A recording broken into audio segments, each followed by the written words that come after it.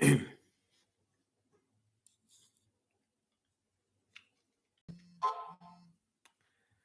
evening, brothers and sisters. It's a pleasure for me to be here amongst you today and to be able to speak on truth again. This is a great pleasure. So I want to thank you for seeing the show. I appreciate that very much. And we want to just, keep talking about the real issues here that we're facing concerning the death of Tupac Shakur. Now, the subject is not new, but it is in many instances, a delicious subject, if I can use that.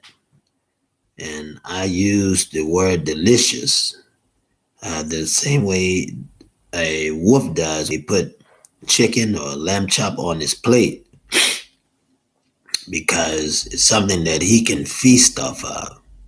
So when I use it in that vernacular. Let's talk about this. This situation with Tupac is going to turn the rap industry upside down. Now, I want to talk about Jada Pinkett Smith now because she is familiar with this story and have it many times in the past that there was some crooked stuff going on then amongst rappers and a lot of hate. And a lot of black sellouts, Russell Wilson included, but we're not going to talk about that. We're not going to talk about that because that's a whole nother story. But it connects to the dirtiness of the hustle in the rap business, brothers and sisters. And this is something that we have to know. So I come before you to talk to you on this level.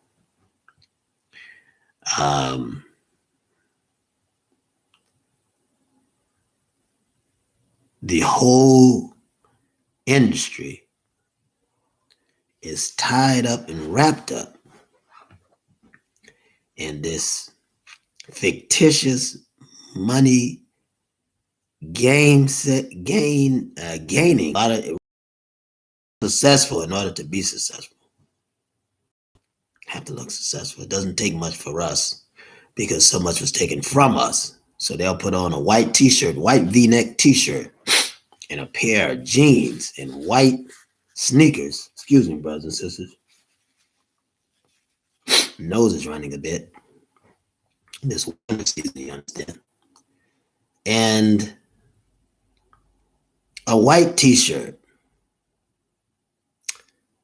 new pair of jeans, white sneakers, and a white hat with a watch, bracelet, and a necklace says an illusion of success for us. So I wanna talk to you on this wise. I want us to talk about it because we have to talk about it. To really understand and have an understanding of what's going on. So we have to talk about it. This is very, very important. Now, what I want you to understand is that this industry, the rap industry, is compromised. The minute that the Jews took it over, the minute that the Arabs took it over, the minute that the everyone else took it over, with the exception of the black community, it was a done deal.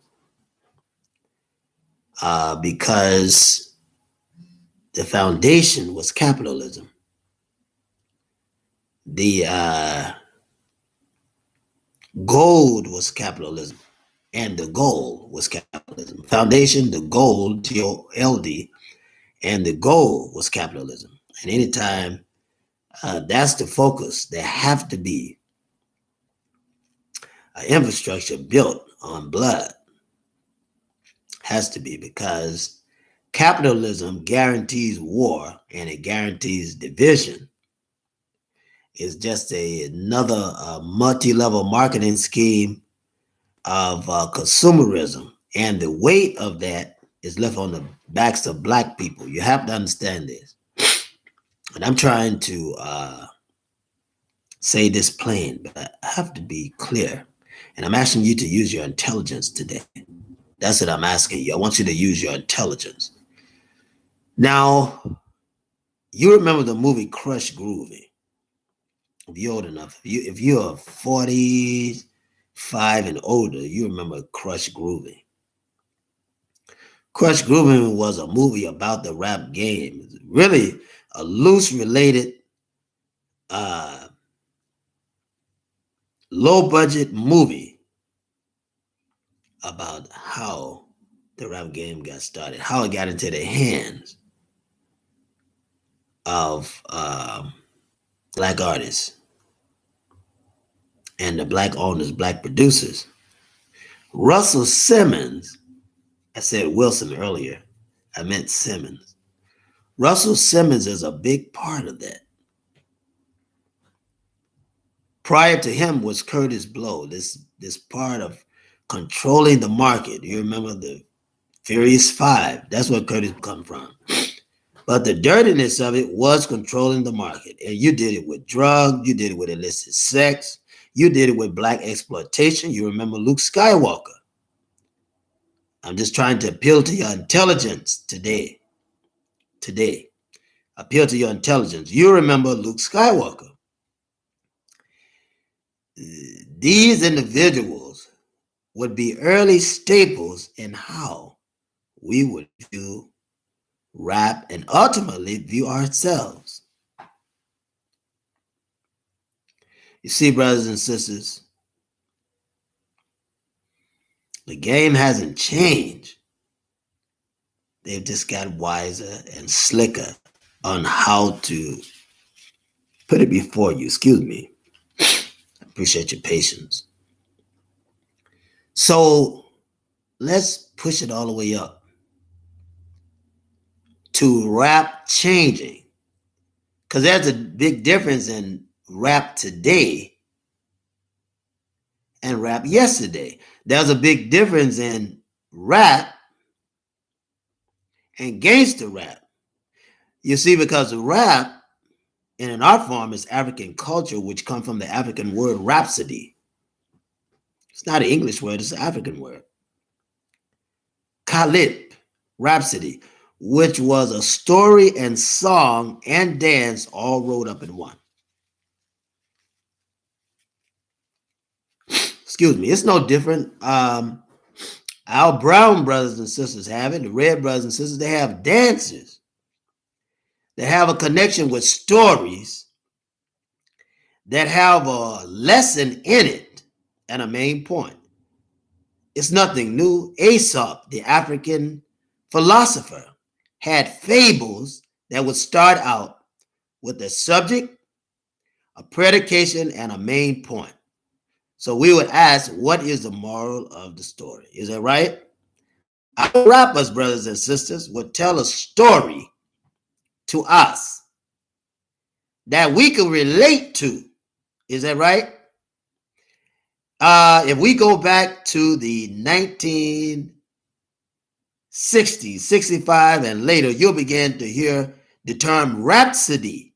In other words, the singer, especially the Temptations, Marvin Gaye, Smokey Robinson, had a message in their music, a message in their song. The OJs made a song about it. We have a message in our music. We have a message in our song. And so I want to caution you to examine rap today as opposed to it was yesterday. African culture today, because that's what you and I are, African, opposed to African culture yesterday and predating yesterday all the way to 1877. So from 1877 to present day, how have we changed in the diaspora? How have we evolved to a lesser state of ourselves, brothers and sisters? We have to talk about this. We have to talk about it. So as you begin to examine this and come back to the present day, you'll see that nothing is as it was, because the change of it depended upon the oppressor. There are many different countries that oppress black people. That's what you and I are. We're black, we're African, and I would use the term, when I say black, I use it against my will. I use it for to fit the purpose that I use it for, but because we are African. But here in America, the racist term that was created is black, right? These were created terms. So I'm going to use that term. I don't want you to be offended, but I'm going to use it as a point of reference. But to be clear, we're African people in this land. Whether you say African Americans born in America, because all black people that are here don't have the ancestry of Africa directly, but they have it indirectly, in the sense that there are many black slaves that were caught and captured from here that were enslaved, whose ancestral home is Africa, dating back 10.7 million years. So I wanted to say that to set the stage for what I'm talking about. I want you to understand, brothers and sisters, that, because it's very important that you understand. I want you to understand that capitalism has predicated the lives of black people since we've been bought into slavery, and we're still in slavery, and colonialization is no difference. Integration is just another form of slavery. Just another form of slavery. Segregation was a form of slavery. Integration, socialism is another form of slavery. Just they're advancing the system of slavery. You have to understand that as the years go, because what worked yesterday won't work today. You understand what I'm saying? Not for the overseer, not for the slave.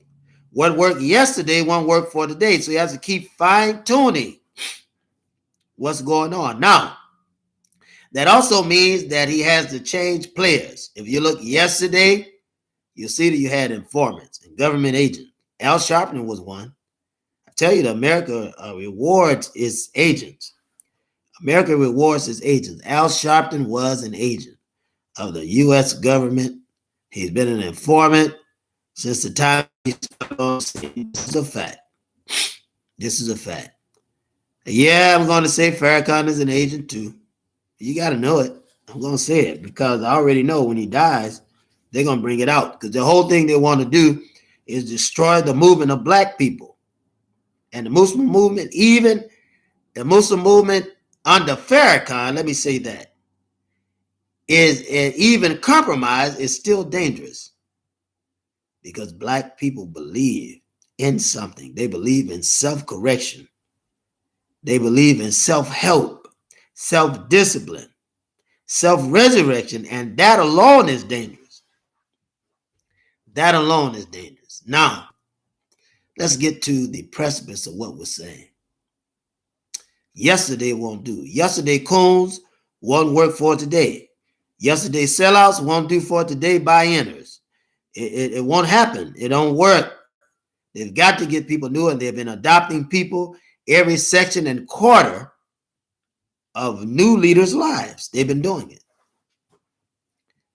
Proof of which, Jesse Jackson, who was brought on the scene 1966, Operation Breadbasket in Chicago, Illinois. Whole purpose was to wipe Dr. King out. That was the whole purpose, to compromise him to be killed. Minister Malcolm was intercepted by Agent Louis X. Agent Louis X. Walcott, Louis Walcott, was to intercept him and to cause division within the Nation of Islam as it related to the Most Honorable Elijah Muhammad.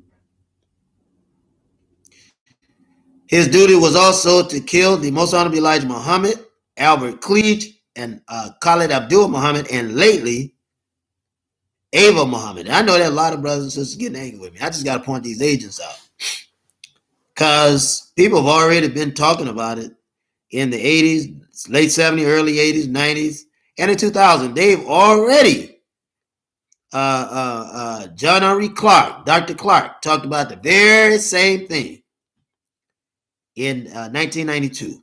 Very same thing. So I'm not saying anything new, brothers and sisters. This is nothing new. But I want you to concentrate. I want you to know. Because if you know, you won't be misled. Any effective leader, you already know him because he's in the graveyard. If they're not in the graveyard yet, they will be. It'll be untimely death. You already know. And I just want you to know. I said to you because I want you to know. So Farrakhan is well in age. O'Malley Yeshitela is well in age. Well, they grabbed, you look at young Farrah Gray, excuse me, which is Dr. Khalid Muhammad's son, whose real name is Farrakhan Muhammad. He stood with Bill Clinton as a millionaire child.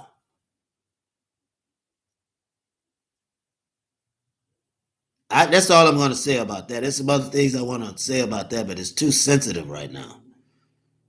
But you put it together. In the rap industry, they needed sellouts. Doesn't change. Doesn't matter what job you. They needed sellouts there too. Puffy was one of them. Yeah, Suge Knight, you know they had him. All the killings you could do and be that violent and not be stopped. You notice something's going on. You're a black man too. You already know. Now, Snoop Dogg, they're going to call him too. He's just as guilty. He's got blood on his hands. Blood is on his hands too, and they're going to call him for the death of Tupac. Now, I don't know. You know he's an informant. I don't know if they're going to kill him. Normally they do. They kill all the informants somehow. They use them, or they can never get out of their clutches. Never get out of their clutches. But they will bring him to the carpet, and you're going to know that he was compromised. You're going to know that he helped orchestrate the death of Tupac, along with all the others. See, this truth got to come out. The young man that they blamed for the death of Tupac, he was killed. Why was he killed? Because he didn't do it. Because he didn't do it. He was going to tell. They took him out. Coakley talks about this in the 90s. This is nothing new. I just wanted to tell you. And I'm not going to take all day to do it. You'll look and you'll find Snoop Dogg. It's going to be pulled, and a lot of other rappers you never believe had anything to say about it. They're going to be pulled. Jada Pinkett Smith, Miss Messy. That's what I'm going to call her from now on, Miss Messy. So when I say Miss Messy, you'll know exactly who I'm talking about. Jada Pinkett. Because she's been picked to destroy the image of black males, black positive males. She's been picked, sought out, and paid to destroy the image of her husband. The same way you should know is the blueprint that black women would destroy the image of black men. And somebody's manipulating it from behind the scenes. I'm just letting you know, brothers and sisters. Sisters, if you made that mistake, don't do it again. Stop setting black brothers up for disaster. I beg you, sisters, because you'll need us to fight for you. Brothers, stop mistreating these sisters. We got some cleaning up to do amongst black men and black women in the black community. First of all, black men have got to start being men. That's difficult, but you have to stand as men and be a man. You have to. Now, with that being said, don't be surprised how much information Jada Pinkett knows, Jada Pinkett Smith knows about this entire situation. The entire situation. Now, when I see the way that she acts toward her own husband and how opportunistic she is, I don't know. I hope she didn't have anything to do with the death of Tupac. I hope that she didn't. But you must admit that she's acting very, very weird. She's acting very strange. And most of the time, it's the devil you know that will put you in hell. Most of the time, it's the devil you know. We've got to get right with God. Get on God's side so God can be on our side, brothers and sisters. We've got to get right with God and do the will of God. And He will direct our path. For our path should be the social salvation of our brothers and sisters. That should be our path. Brothers and sisters, I want to thank you for this short time. My desire, my prayer, that we could be united in the Black community. Families will stay together. Couples will stay together. The Black community will grow closer and tighter and feel more responsible for one another. And I see it coming together. I see it happening. I receive it, brothers and sisters, because I've already seen what God, Allah, is going to do and is doing in the lives of Black people. I hope you're ready.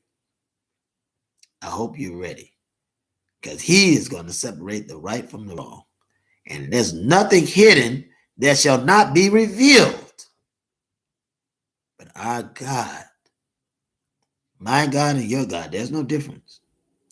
There's no difference. We bear witness that there's one God, and Muhammad is His messenger too.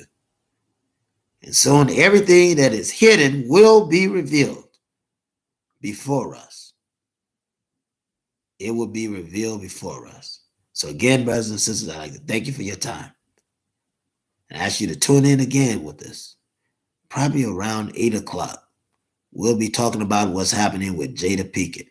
And we'll try to come before you every day in one form or another to keep you updated on where our minds should be, how we should be building together, uniting together to have a mutual outcome that benefits Black people. So I say unto you, peace, and I salute you, brothers and sisters. Assalamu alaikum.